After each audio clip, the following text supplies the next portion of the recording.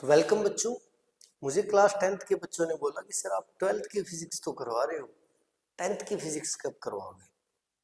तो आज ही अपने स्टार्ट करने वाले क्लास 10th की फिजिक्स, और इसके साथ ही अपने स्टार्ट करेंगे सबसे इंपॉर्टेंट चैप्टर जो आपका फिजिक्स का है, जिसमें सबसे ज़्यादा बच्चे फंस जाते हैं।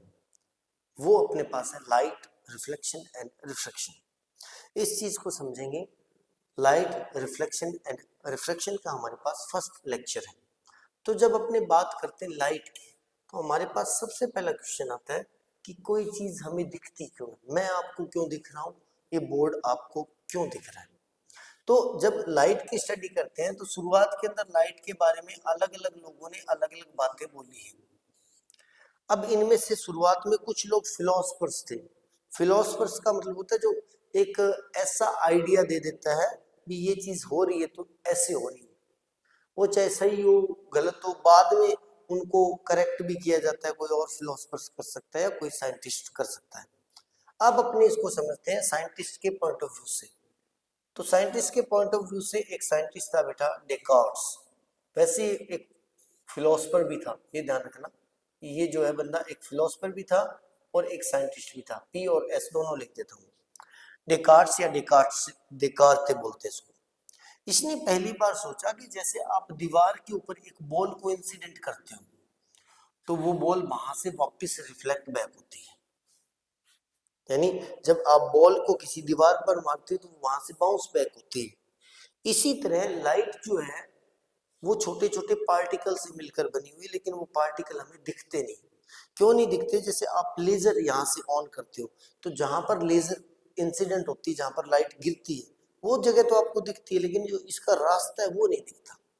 दूसरी तरफ आप अपने सराउंडिंग में एलईडी को देखोगे, बल्ब को देखोगे, तो आपको वो एलईडी और बल्ब तो दिख रहा है, और आपको ये भी दिखता है कि पूरे रूम के अंदर लाइट है, लेकिन आपको ये नहीं पता कि लाइट एक्चुअल में दिखती कैसी है, यानी लाइट ट्रेवल कैसे कर रही है।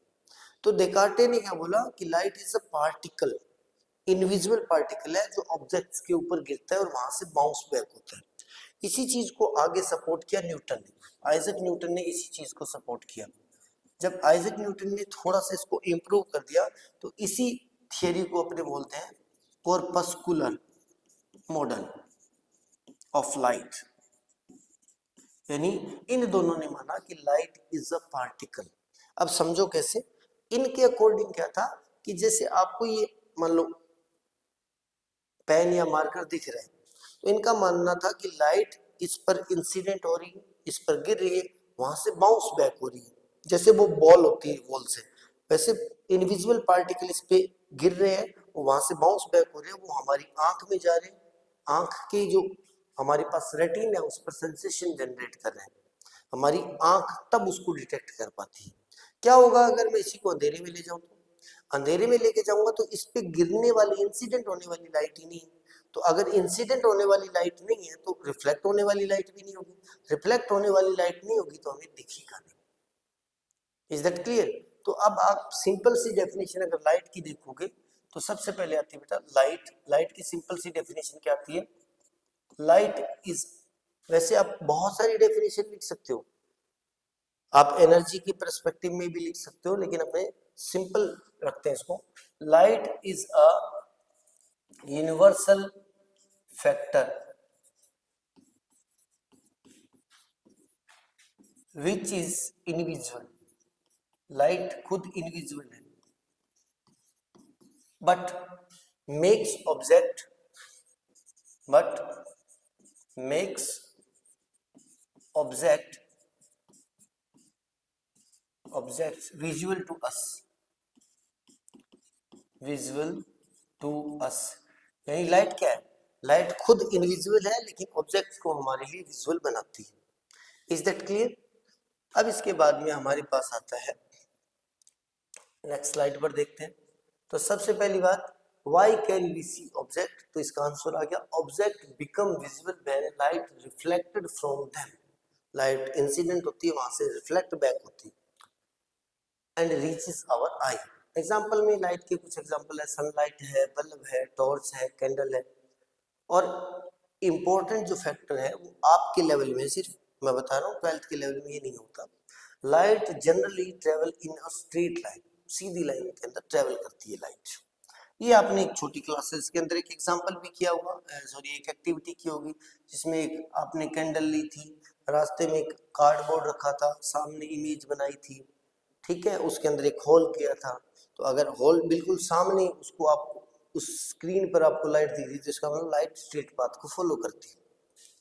लेकिन वो तो आपके लेवल में है।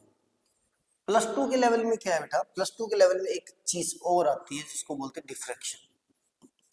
इसके लिए आपको एक एक्टिविटी भी कर सकते हो आप, मैं आपको बता देता हूं, तब आपको बहुत क्लियरली समझ में आएगा।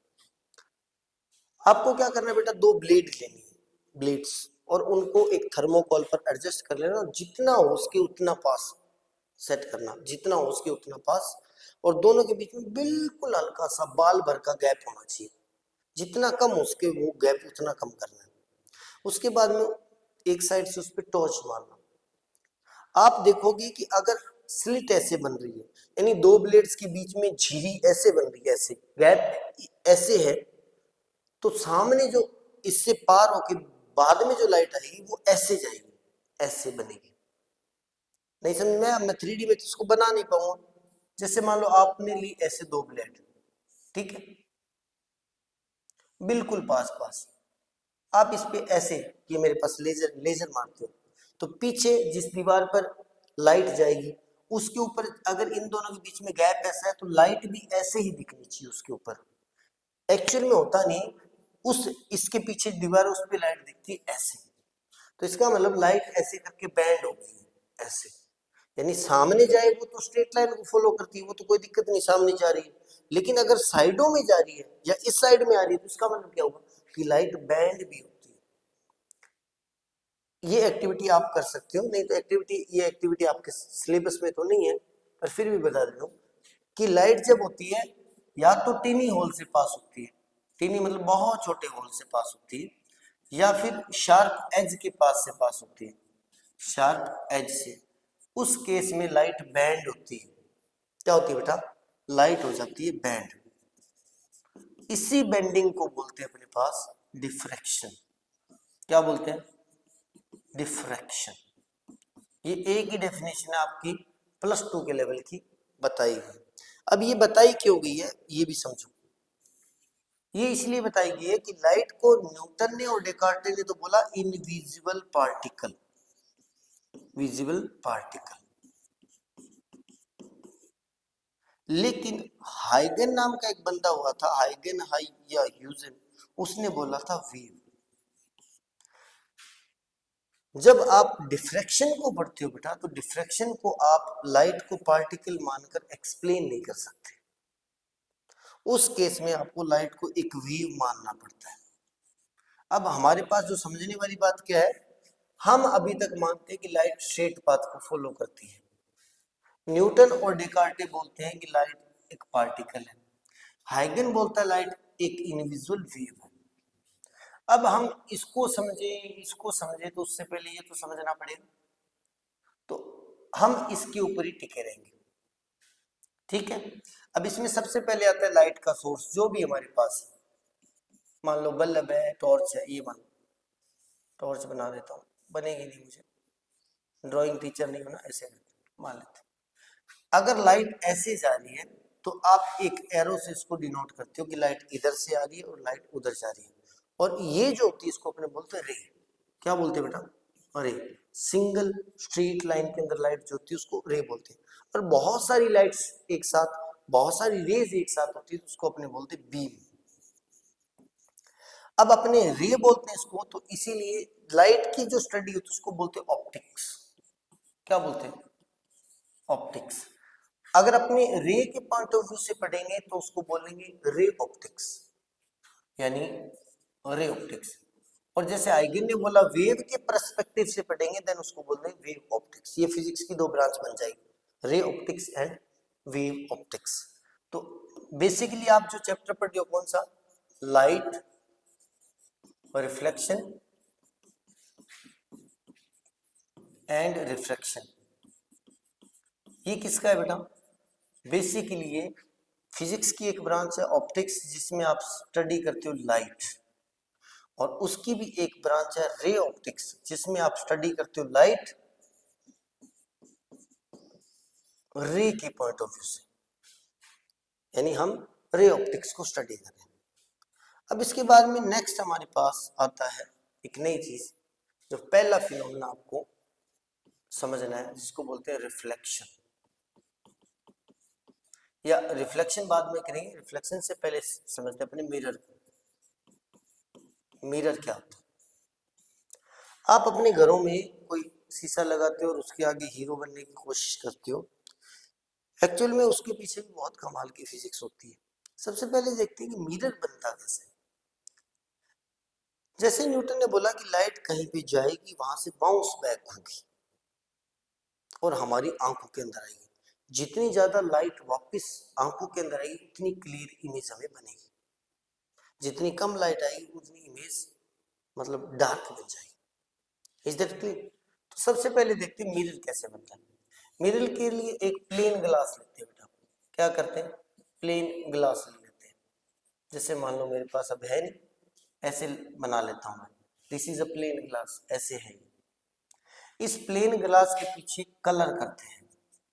एक ऐसा कलर करना पड़ेगा जो सबसे ज्यादा लाइट को बाउंस बैक करे। लाइट के केस में ये काम करता है सिल्वर कलर। क्या करता है बेटा? Silver colour. यानी सिल्वर क्या कलर क्या करता है? लाइट का सबसे ज्यादा बाउंस बैक करवाता है, या लाइट का सबसे ज्यादा रिफ्लेक्शन करवाता है। बाउंस बैक होता है ना, उसी को अपने रिफ्लेक्शन बोलते हैं। तो उसके प्लेन ग्लास लिया, प्लेन ग्लास के पीछे आपने क्या कर दिया? सिल्वर पेंट कर दिया। उससे क्या होगा कि जब लाइट इधर से आएगी, प्लेन ग्लास में से पार होगी, वो इंसिडेंट होगी सिल्वर कलर पर, और सिल्वर कलर क्या करेगा? उसको वापस भेज देगा। ये आपने कई बार नोटिस भी किया होगा। कई बार आपके घर का जो एक छोटा मिरर है वो खराब हो जाता है, बाकी सारे में क्लियर दिखता है, थोड़े में से आर पार दिखने लग जाता है। आर पार क्यों दिखने लग जाता है? क्योंकि वहां से पीछे से उसके सिल्वर कलर या सिल्वर पेंट हट गए। डन। इस सिल्वर कलर को प्रोटेक्ट करने के लिए हमारे पास एक और ऊपर कलर कर दिया जाता है, जिसको अपने बोलते हैं कोई भी कोटिंग। जैसे जनरली मिरर के अंदर ये ब्लैक, रेड या ग्रीन होता है, कोई और कलर की कोटिंग होती है ताकि सिल्वर कलर प्रोटेक्ट रहे। बस इतना ही काम। तो मिरर ऐसे बनता है, और कोई बड़ी बात नहीं, आप घर पे भी बना सकते हो। प्लेन ग्लास लो, पीछे सिल्वर पेंट कर लो, उस सिल्वर पेंट को सुखाकर उसके ऊपर कोई और पेंट कर दो, उसको सेफ करने के लिए। और पेंट ऐसा होना चाहिए कि वो पानी वगैरह से जल्दी से उतरता ना हो, क्योंकि वो उतरेगा तो वो मिरर वापस ग्लास के अंदर चेंज हो जाएगा। तो ये हमारे पास मिरर है। अब जिस साइड में मैंने ये निशान लगाया, ये वाला, तो इसका मतलब है कि इस साइड में पॉलिश की हुई। डन। और जिस साइड में मैंने नहीं लगाया, इसका मतलब इधर लाइट आएगी तो इधर जाएगी, वापस रिफ्लेक्ट होगी। इसको रिफ्लेक्टिंग सरफेस बोलते हैं बेटा। क्या बोलते हैं? Reflecting surface. और दूसरी अपने पास ऑपोजिट है, उसको बोलते हैं पॉलिश्ड सरफेस। डन। अब हमारे पास जो पहला फिनोमेना है, अपने क्या पढ़े थे? रिफ्लेक्शन। रिफ्लेक्शन को समझते हैं। रिफ्लेक्शन क्या होता है? रिफ्लेक्शन, मान लो हमारे पास कोई मिरर है। मिरर को आप स्मूथ सरफेस भी बोल सकते हो। जैसे मान लो हमारे पास क्या है बेटा? मिरर है, उसी मिरर को मैंने ऐसे टेढ़ा रख दिया। टेढ़ा रखने का मतलब ये जो सिल्वर कोटिंग है या पॉलिशिंग है वो तो नीचे आ गई, इसकी रिफ्लेक्टिंग सरफेस ऊपर की साइड में। जब भी आप इसके ऊपर कोई लाइट रे को इंसिडेंट करते हो, मान लो यहाँ पे आपने टॉर्च मारी, ऐसे लाइट रे ऐसे इंसिडेंट होगी। जो लाइट रे मिरर पे आती है उसको बोलते हैं इंसिडेंट रे। Incident ray. अब सीधी सी बात है, सिल्वर कोटिंग है तो ये वापस बाउंस बैक होके जाएगी। इसी को बोलते हैं अपने रिफ्लेक्शन। जो बाउंस बैक होके जाती है आफ्टर, तो इसको बोलते हैं रिफ्लेक्टेड रे। रिफ्लेक्टेड रे यानी जो लाइट इंसिडेंट होती है उसको इंसिडेंट रे बोलते हैं। वो स्मूथ सरफेस या मिरर पर इंसिडेंट होने के बाद में बाउंस बैक होती है। जो बाउंस बैक होती है उसको बोलते हैं रिफ्लेक्टेड रे। और इस फिनोमिना को अपने बोलते हैं reflection of light. When light incident on a smooth surface then it bounce back. this phenomena of light known as reflection of light. Is that clear? Reflection of light. अब reflection जो है वो भी अपने दो टाइप के होते हैं, लॉज बाद में पढ़ेंगे। रिफ्लेक्शन हमारे पास बेटा दो टाइप के होते हैं। इसका इजी एग्जांपल देखते हैं। एक तो आप अपने मिरर में अपना फेस देखते हो, या आप अपने घर में कोई भी चम्मच के अंदर या जो होता है पतीला उसके अंदर देखते हो, स्टील का है, तो आप देखोगे इसमें आपकी इमेज बिल्कुल वैसी बनती है जैसी आप हो, यानी ठीक वैसी ही बनती है। और दूसरे केस में आपकी इमेज एक बड़ी सी अजीब सी बन जाएगी या छोटी सी बन जाएगी। तो रिफ्लेक्शन भी हमारे पास दो होता है। अगर कोई मिरर पर आने वाली लाइट रेज जो है वो एक डिसिप्लिन्ड वे में आ रही है और डिसिप्लिन्ड वे में वापस जा रही है, तो उस केस में क्या है, जैसा ऑब्जेक्ट है वैसी ही इमेज दिखेगी। इस वाले जो मिरर रिफ्लेक्शन है उसको बोलते हैं बेटा रेगुलर रिफ्लेक्शन। दूसरा केस क्या है, हमारे पास ऐसे कोई रफ सरफेस है,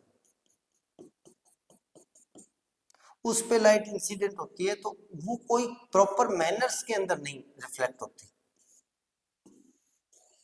यानी इनडिसिप्लिन्ड वे में होती है। तो उस केस में जो इमेज है वो ऑब्जेक्ट के जैसे नहीं बनेगी। इसका इजी एग्जांपल देखते हैं। मान लो आप पानी के अंदर देख रहे हो, और पानी के अंदर पहले देखते हो तो आपकी इमेज बढ़िया बन रही है पानी के अंदर, वो तो हालांकि वो तो आपको इमेज जो दिख रही है वो तो प्लेन बन रही है। फिर आप एक कंकड़ मार देते हो उसके अंदर, पत्थर मार देते हो, फिर आपकी इमेज कैसे बनती है? तो उस केस में जो बनता है उसको बोलते हैं इरेगुलर रिफ्लेक्शन। Irregular reflection. हमें सिर्फ रेगुलर रिफ्लेक्शन को ही पढ़ना है, इरेगुलर हम नहीं पढ़ेंगे। Is that clear?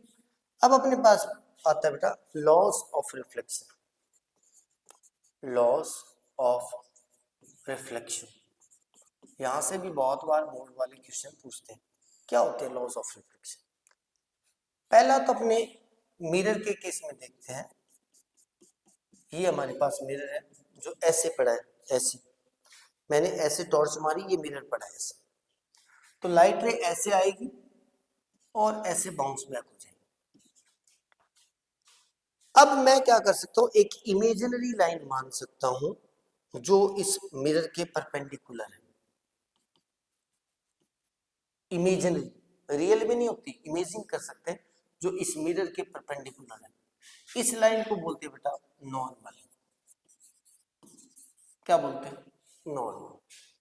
तो पहला लॉ क्या बोलता है कि इंसिडेंट रे यानी जो आने वाली लाइट रे, रिफ्लेक्टेड रे यानी जो जाने वाली लाइन, और तीसरा normal. All are at same plane, यानी तीनों के तीनों क्या होंगे बेटा, एक ही प्लेन पर होंगे। अब इसको समझो, आपको समझने में मजा आएगा। मान लो मेरे पास ऐसे मिरर पड़ा है, ऐसे मेरे सामने ये इतना चौड़ा मिरर, मैंने यहाँ से टॉर्च मारी तो ये इंसिडेंट रे है, मिरर पे इंसिडेंट हुई, ये रिफ्लेक्टेड रे। अब मैं मान लेता हूँ एक इमेजिनरी लाइन जो इसके बीच में है, जो मिरर के साथ 90 का एंगल बनाती है, उसको नॉर्मल बोलते हैं। अब देखो बेटा, आने वाली लाइट रे, जाने वाली लाइट रे और नॉर्मल तीनों एक ही प्लेन पर है। प्लेन मतलब उस मिरर पर है, बिकॉज प्लेन मिरर क्या होता है, प्लेन होता है ना। मतलब इस रिफ्लेक्शन के केस में आगे तो आप कन्वेक्स और कनकेव भी पढ़ोगे, स्फेरिकल मिरर भी पढ़ोगे, तो उस एक ही प्लेन पर है, यानी इंसिडेंट रे, रिफ्लेक्टेड रे और नॉर्मल तीनों एक प्लेन पर होंगे। This is first. सेकेंड लो क्या बोलता है, ये क्या हो गया भाई, सेकेंड लो क्या बोलता है, अब इसको भी समझोगे तब मजा आएगा। ये वही वाला मिरर, ये इंसिडेंट रे है, ये रिफ्लेक्टेड रे, ये बीच में नॉर्मल है, तो एक हमारे पास एंगल बनेगा नॉर्मल और इंसिडेंट रे के बीच में, ये लाइट रे जो आ रही है इसके बीच में, और एक हमारे पास एंगल बनेगा नॉर्मल और रिफ्लेक्टेड रे के बीच में, यानी ऐसे जा रही है रिफ्लेक्टेड रे के बीच में। तो जो इसके बीच में बनता है इंसिडेंट रे और नॉर्मल के बीच में, उसको आई से डिनोट करते हैं, और जो रिफ्लेक्टेड रे और नॉर्मल के बीच में बनता है उसको आर से डिनोट करते हैं। हमारे पास दो एंगल है। दूसरा लॉ बोलता है कि angle i equal to angle r. अब आप इसको समझो कैसे। मान लेते कि ये मेरे पास मिरर है, आप इसको देख रहे हो, कुछ बच्चे मेरे इस साइड में बैठे हैं और कुछ बच्चे मेरे इस साइड में बैठे हैं। मान लेते ये सारा का सारा मिरर है।